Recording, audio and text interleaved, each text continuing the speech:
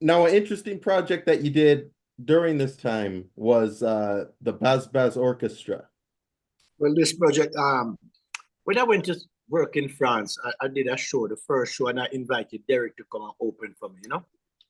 When we started the thing with these two guys, I told you I wanted to start a label, you know? We had a show in a place called New Morning, and then this, at the end of the show, I was in the changing room, and a girl came in because I was wearing some leather, and it was really hot. So right after stage, I took off my pants, you know? This girl came in the backstage. I said to her, yo, where you come in the backstage like that, you know? She said, no, I'm with my boyfriend. So I tell her, no, go for your boyfriend. Go for your boyfriend. You can't come in the backstage like that. So she went for her boyfriend. And when she came back, the boyfriend was Bazbaz. You know, then he came and he said, oh, he liked the energy of the thing, and you know, really, if I could come to work with him one day at his place, you know. So I tell him, yeah, I'm all up for that, because at the time I had like 4 albums to be re-released, you know. So for 4 years I would have nothing to do. So what I did now, I started this project with Bazbaz.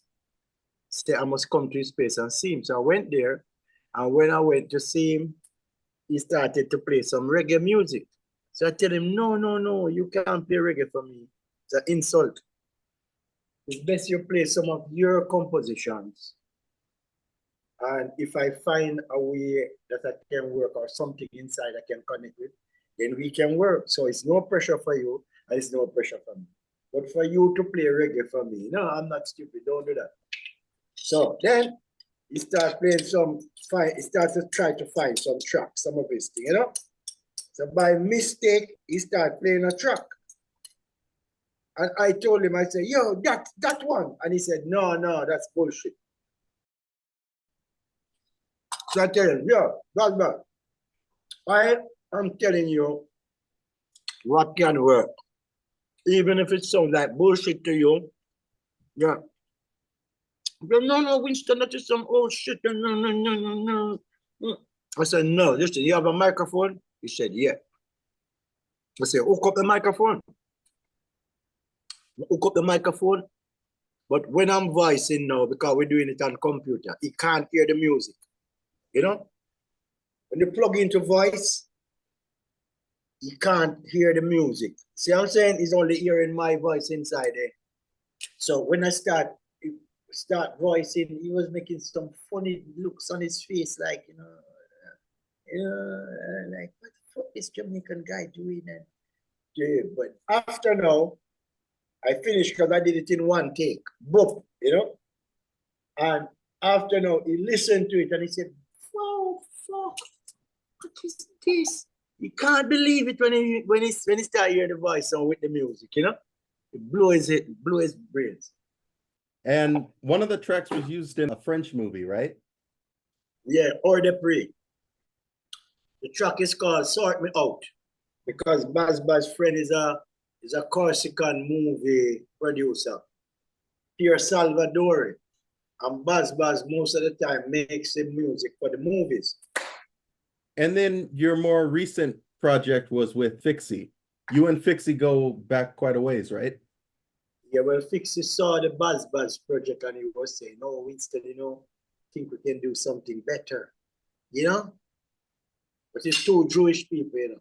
Bazbaz is Jew and Fixi is Jew. You know? But Fixi went to conservatoire, like to, you know, university for the music. But Bazbaz is just a wild musician, you know? You understand? Like myself. The first album that you did with him was Paris Rockin', right? Wait, oh, Fixi, yeah. It's my most successful album in France. I have people like Mathieu Chédid on it, you know? Yeah, Cyril Akef.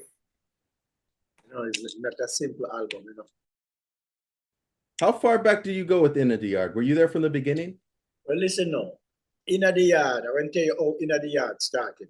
Inna the Yard started at the same time with Bazbaz, where there was a void. I had like 5 years where I'm not gonna be doing anything, because the album's gonna be re-released, you know. So one of the things that I thought about doing was to do an acoustic album, because they know me for an acoustic man. You know? So what I did, I met some youths, and they had a small studio in France, a place called Plaisance. And I went there, and I went there for 2 days with them, and I did an album, acoustic album. You know, just like I do go to do like acoustic show, I can play like an hour and a half, you know, a guitar.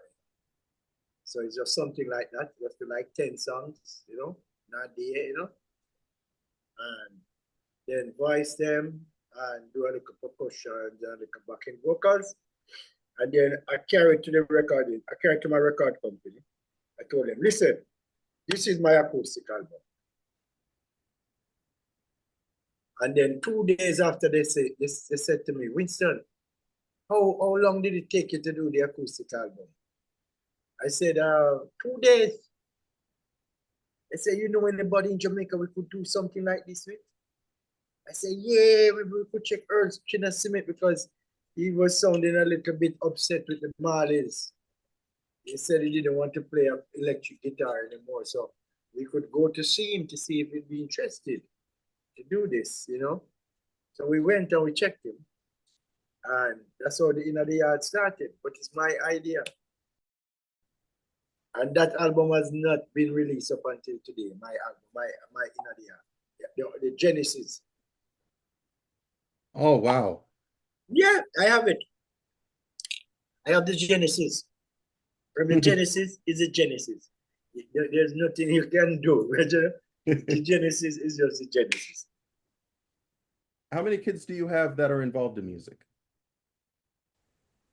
Ishmael, Nadia, and Kush, Rashan. He plays the big drum in the Inner the Yard. And he sings too. And he had a band before called Uprising Roots. Yeah. Nadia now, she's singing as well too. She's working with some people in France, the Nigerians at the moment, doing some recording and some tours. As a matter of fact, I just did a song with her featuring, you know.